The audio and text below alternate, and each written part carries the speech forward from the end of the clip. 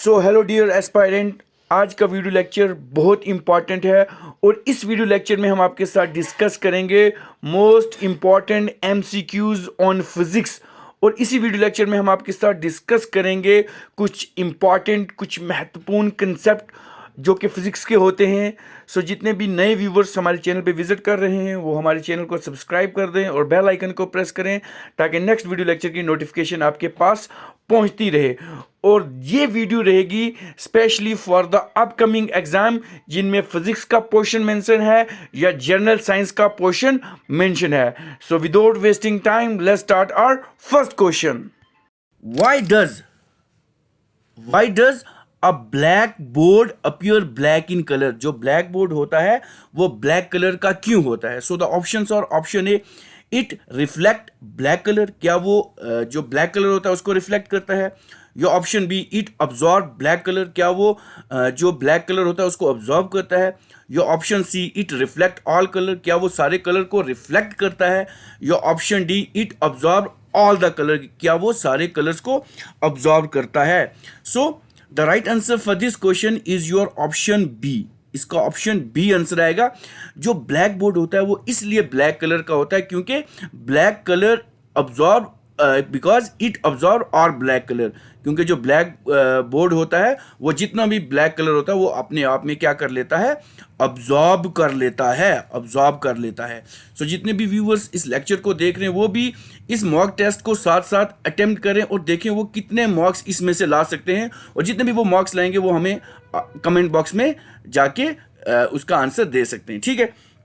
So the next question on your screen is, which of the following instrument is used to measure soil water tension? जो कि soil water tension को नापता है एक ऐसा instrument, वो कौन सा है? So the options are option A photometer, option B pyrometer, option C psychochronometer and option D tensiometer, ठीक है? So the right answer for this question is your option D, that is टेंशियोमीटर। टेंशियोमीटर एक ऐसा instrument है जो कि soil water tension को क्या करता है? मेजर करता है, मेजर करता है। So the right answer is your option D, that is tensiometer. So tensiometer in science, in soil science is a measuring instrument that is used to determine the soil water tension, ठीक है ना? So इसका ये answer रहेगा। सो the next question on your screen is, बहुत basic सा question है। आज जैसे आपको देखा होगा VLW एग्जामिनेशन में बहुत बेसिक क्वेश्चन पूछे थे, इसलिए बेसिक्स भी हैं इसमें, कुछ क्वेश्चन फ्रेम किए और एडवांस भी हैं। सो ये क्वेश्चन रहेगा आपकी स्क्रीन पे, what is the SI unit of force? Force की SI यूनिट क्या होती है? सो ऑप्शन रहेंगे, option A pascal, option B Boyle, option C newton and option D watt. So ये बेसिक क्वेश्चन है। So the right answer for this question is your option C, that is newton. So जो ऐसा unit of force है वो क्या हमारी है? Newton है। सो अगर ये तो क्वेश्चन सिंपल सा पूछ लेते हैं, ऐसा unit of force is newton. अगर आपसे पूछा जाए कि one newton is equal to किसके बराबर होता है? 1 न्यूटन इज इक्वल टू, ऐसे भी दैट इज 1 किलोग्राम मीटर पर सेकंड पर स्क्वायर, 1 किलोमीटर पर सेकंड स्क्वायर, ठीक है ना? ये ऐसे क्वेश्चन भी एग्जामिनर पूछ सकता है, ठीक है ना? सो द नेक्स्ट क्वेश्चन, अब इसके साथ पावर, वाट की जो है वो पावर है, ये क्वेश्चन भी बहुत ज़्यादा इंपॉर्टेंट है। सबकी यूनिट्स भी तो होनी चाहिए ना। सो ये तो पावर की होगी। उसके बाद अगर देखेंगे पास्कल, सो पास्कल किसकी यूनिट है? सो प्रेशर की जो यूनिट है, SI unit of pressure is your pascal. So next question आपकी स्क्रीन पे रहेगा, which of the following is a bad thermal conductor? जो बैड थर्मल कंडक्टर है वो कौन सा है? ठीक है? So the options are option A aluminium, option B copper, option C glass and option D silver, ठीक है ना? So the right answer for this question is your option C, that is glass. So जो glass है हमारा, that is a bad thermal conductor. ये question भी बहुत ज़्यादा इंपॉर्टेंट है क्योंकि देखो ग्लास जो है वो बैड कंडक्टर है और ये गुड इंसुलेटर भी है। It is a bad thermal conductor and is a good ये क्या होता है? गुड इंसुलेटर है, ठीक है? गुड इंसुलेटर है उसके बाद देखा जाए अगर it has a tightly held electron इसके बीच होते हैं which did not low heat to flow through them, ये एक सिंपल है, ये सबको आता ही है, ठीक है। So the next question on your screen is who invented first working laser, सबसे पहला जो वर्किंग लेजर है वो किसने डिस्कवर किया था। So the options are option A H Tyler, option B W K Roentgen, option C T H Maimans and option D Fred Morrison, ठीक है। So the right answer for this question is your option C, that is T H Maiman, ठीक है। इन्होंने जो है first working को invent किया था, ठीक है ना। कभी कभी एग्जामिनर पूछता है जी बताएं लेजर, जो हमारा लेजर है इस लेजर स्टैंड फॉर, लेजर किसके लिए स्टैंड करता है। So it stand for light amplification, light amplification by stimulating. ये क्वेश्चन काफ़ी बार एग्जामिनेशन में JK SSB के एग्जामिनेशन में आ भी चुका है, laser stand for, so light amplification by stimulated emission of radiation, ये क्वेश्चन भी बहुत इंपॉर्टेंट है, सो इसको भी देख लें, ठीक है। ये आता है, ठीक। उसके बाद नेक्स्ट क्वेश्चन आपकी स्क्रीन पे रहेगा, meter in vehicle that calculate distance, जो ऐसा मीटर जो व्हीकल का डिस्टेंस कैलकुलेट करे, covered by vehicle in is called, जो कि डिस्टेंस कवर करता है उसको हम क्या बोलते हैं। सो हमारे पास ऑप्शन रहेगा, option A speedometer, option B odometer, option C thermometer and option D kilometer. कौन सा मीटर होता है, बेसिक सा क्वेश्चन है, so the option B is your right answer. So odometer, so odometer एक ऐसा डिवाइस है that calculate distance that is covered by the vehicle, उसको हम क्या कहते हैं, odometer. So the next question on your screen is what is the SI unit of pressure, SI unit pressure की क्या है। सो हमारे पास ऑप्शन रहेंगे, option A newton, option B weber, option C pascal and option D henry. So the right answer for this question is your option C, that is pascal, ठीक है ना। सो जो SI यूनिट ऑफ प्रेशर है उसको हम क्या कहते हैं, पास्कल कहते हैं। सो इसके बाद हम नेक्स्ट क्वेश्चन अपनी स्क्रीन पे देखते हैं, रिफ्लेक्शन फ्रॉम स्मूथ सरफेस, जो ही रिफ्लेक्शन होती है किसी भी स्मूथ सरफेस से like that of a mirror is called dash reflection, उसको हम कौन सी रिफ्लेक्शन कहते हैं, इसका आंसर बताएं, ठीक है ना। So the right answer for this question is, so इसके ऑप्शन रहेंगे, option A regular, option B irregular, option C diffuse and option D fuse. So the reflection from the smooth surface like that of the mirror is called as a regular reflection, इसको हम क्या कहेंगे, regular reflection कहेंगे। So the option A is your right answer, ठीक है जी। उसके बाद हम अपने नेक्स्ट क्वेश्चन पे चलते हैं। So what is the unit of resistance, resistance की क्या यूनिट होती है।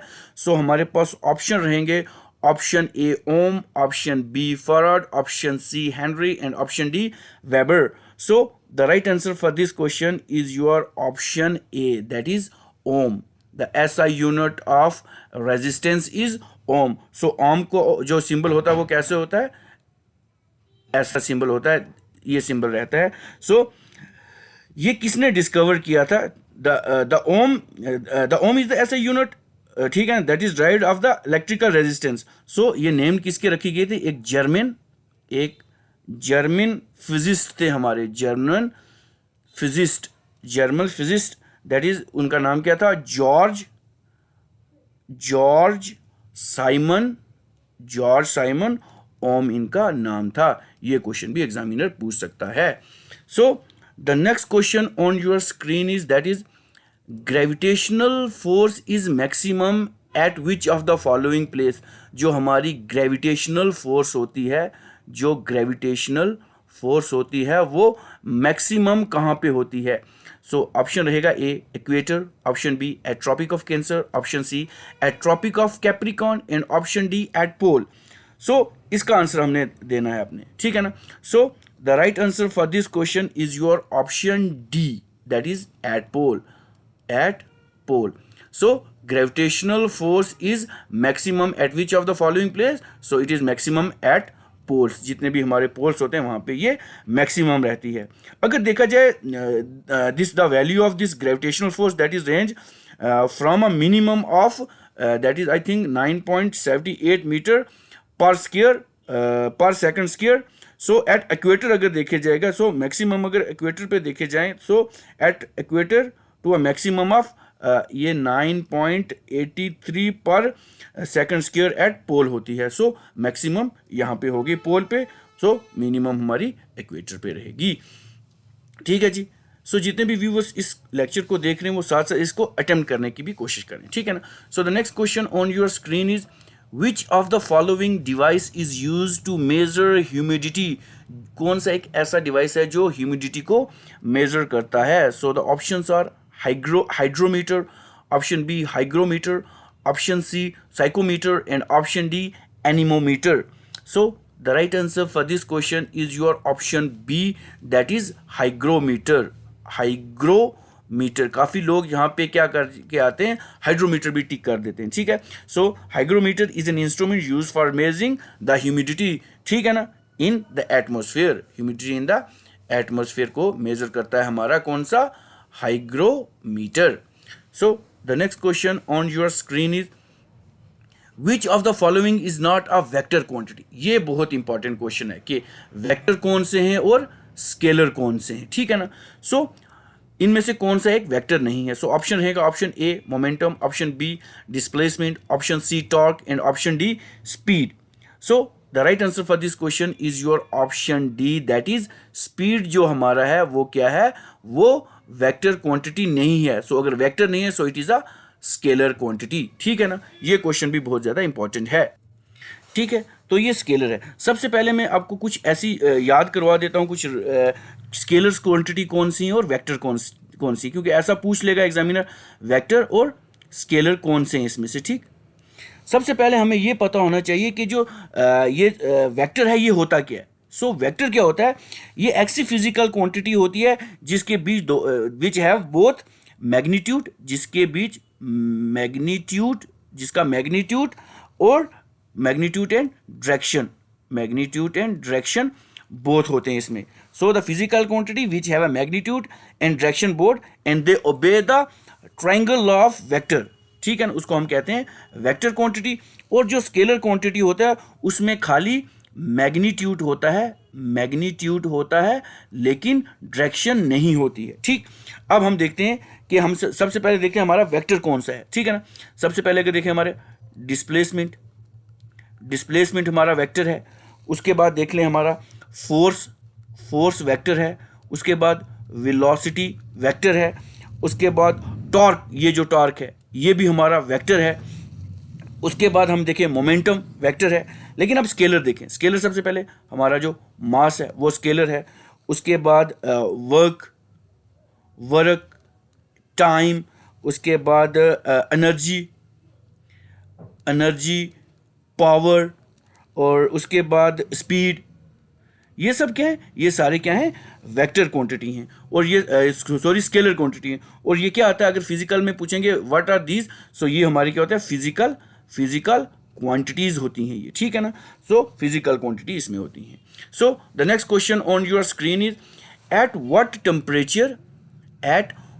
टेम्परेचर इन, अब बताना है ये इन फ़ारेनहाइट बताना है, प्योर वाटर फ्रीजेज, जो प्योर वाटर है वो किस टेम्परेचर पे फ्रीज होता है।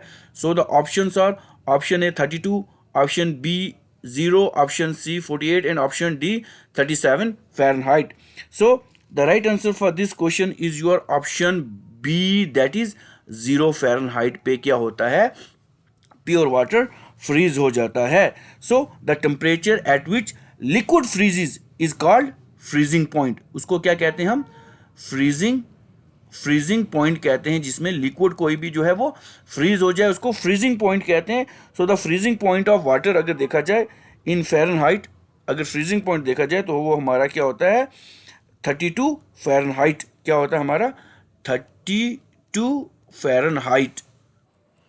सो जो फ्रीजेज होता है ये कितने पर 30, एक्चुअल 0 नहीं, ये 0 सेल्सियस पे वो होता है, लेकिन ये 35, इसका आंसर जो है ये ऑप्शन ए आंसर रहेगा, ठीक है। ये मिस्टेकली मैंने 0 बोल दिया क्योंकि ये डिग्री सेल्सियस में आता है, ठीक है ना। सो 32 फ़ारेनहाइट पे जो प्योर वाटर है वो होता है, वो फ्रीज हो जाता है। सो ये क्वेश्चन भी बहुत इंपॉर्टेंट रहता है। So the next question on your screen is what is the other name of Galileo's law of falling. जो गैलीलियो लॉज ऑफ फेलिंग है उसका दूसरा नाम क्या है। सो हमारे पास ऑप्शन रहेगा, option A laws of motion, option B Newton first law of motion, option C Newton second law of motion and option D Newton third law of motion. So जिसको हम कहते हैं Galileo's laws of falling body. So ये इसका answer रहेगा your option B, your option B, that is Newton first law of motion. So Newton first law is the other name of the Galileo's law of falling, ठीक है ना। सो इसको कहते हैं। ये क्वेश्चन भी बहुत ज़्यादा इंपॉर्टेंट है, ठीक है ना। उसके बाद अगर हम कुछ और चीज़ें देखें, सो इसमें अगर हम देखें Newton first law of motion, actually ये Newton first law of motion क्या होता है। आपने पढ़ा होगा बचपन में कि every body retain state of rest और state of motion until an external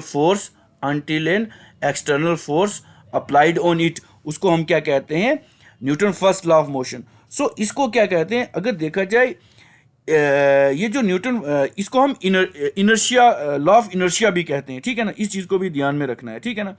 suppose अगर हम देखें, ये तो हो गया Newton first law of motion, ठीक है ना। Everybody retain state of rest और motion until an external force and applied on it, so it is known as law of inertia भी इसको कहते हैं, ठीक है ना। लॉ ऑफ इनर्शिया क्या कहेंगे, लॉ ऑफ इनर्शिया। सो जो ये इनर्शिया होते हैं दो किस्म के होते हैं, एक तो होता है इनर्शिया ऑफ रेस्ट और एक होता है इनर्शिया ऑफ मोशन। ये दो चीज़ें होती हैं, ठीक। उसके बाद हमारे पास आ जाता है Newton second law of motion. आपने पढ़ा होगा that is F is equal to ma, ठीक है ना। That is the Newton second law of motion. नहीं, आप अपने बचपन में या क्लासेस में पढ़ते ही हो, the force applied on a body that is equal to the product of mass, that is equal to the product of mass, ठीक है ना, of a body and acceleration produced in it, ठीक है ना। इसको हम कहते हैं Newton second law of motion. तो Newton third law of motion सबको पता ही है, ठीक है ना। कॉमन सा है कि to every action there is an equal and opposite reaction, ठीक है ना। So the next question on your screen is sorry, which of the following device is best suited for measuring the temperature inside the metallurgical furnace, ठीक है ना। so the options are option A, that is pyrometer, option B thermocouples, option C thermometer and option D thermistor, ठीक है ना। so the right answer for this question is your option A, that is pyrometer. So pyrometer actual it is a type of remote sensing thermometer. ये एक remote sensing thermometer होता है जो कि हम यूज़ करते हैं किसके लिए, to measure the temperature of a surface and inside of this metallurgical furnace. So the option A is your right answer.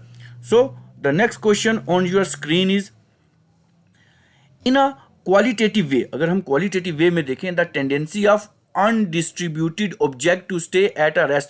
जितने भी अनडिस्ट्रीब्यूटेड ऑब्जेक्ट होते हैं वो एक स्टे करते हैं रेस्ट में, और to keep moving with the same velocity, या वो स्टे करके रखें या कीप मूविंग रहें। So that is called as, so options are option A force होता है, एक्सेलरेशन होता है, फ्रिक्शन होता है, या ऑप्शन डी इनर्शिया होता है, ठीक है ना। So the right answer for this question is your option D, that is inertia. आपका इनर्शिया रहता है। सो देखा जाए, if we look this into like in a qualitative way, the property of matter which is remain at rest, so which is remain at rest are in a uniform motion in the same straight line unless acted upon by some other external force, that is called an inertia. So अगर इसको दूसरी language में हम कहें, the tendency of this undistributed object to stay at rest or keep moving with the same velocity, it is also called as inertia. उसको हम क्या कहते हैं, inertia. So the next question on your screen is, ये भी बहुत important question है, the time taken by pendulum to complete one oscillation is called as, जो कि पेंडुलम होता है हमारा, ठीक है ना, वो जब मूव करता है, the time taken by the pendulum to complete one oscillation is called, so उसको हम क्या कहेंगे, maximum speed, average speed, time period, and option D time interval, ठीक है ना। सो इसका आंसर क्या होगा, so option C, that is time period. So the time taken by the pendulum to complete one oscillation is called your time period, ठीक है ना। So next question आपकी स्क्रीन पे रहेगा, ये भी बहुत इंपॉर्टेंट क्वेश्चन है। If the mass of A object is 60 kilogram, अगर किसी ऑब्जेक्ट का जो मास है वो 60 किलोग्राम है, what will be its weights on moon, उसका जो मून पे वेट होगा वो कितना रहेगा। सो एन जो होता है वो हमारा N equal to newton, 60 newton रहेगा, 600 न्यूटन रहेगा, 100 न्यूटन रहेगा, या 10 रहेगा क्या अपना न्यूटन, ठीक है ना।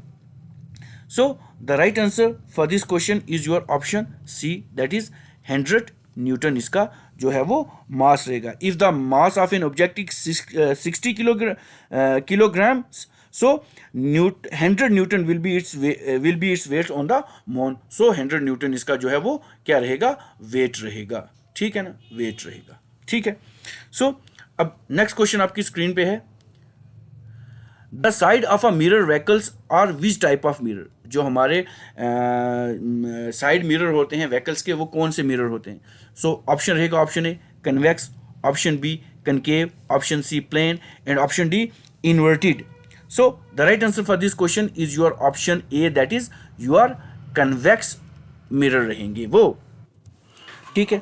अगर हम करेंगे आपके साथ डिस्कस करते हैं, एक तो हो गया हमारे पास कन्वेक्स मिरर, एक होता है हमारे पास कन्वेक्स मिरर, और एक होता है हमारे पास कनकेव मिरर होता है हमारे पास, कनकेव मिरर, ये दो होते हैं, एक को ए कर लेते हैं, एक को बी कर लेते हैं। अब अगर देखें ये जो कन्वेक्स मिरर होता है, इसका क्या होता है, रिफ्लेक्टिंग जो सरफेस होता है, इसका रिफ्लेक्टिंग सरफेस जो होता है वो हमेशा क्या होता है, आउटवर्ड होता है, याद रखें।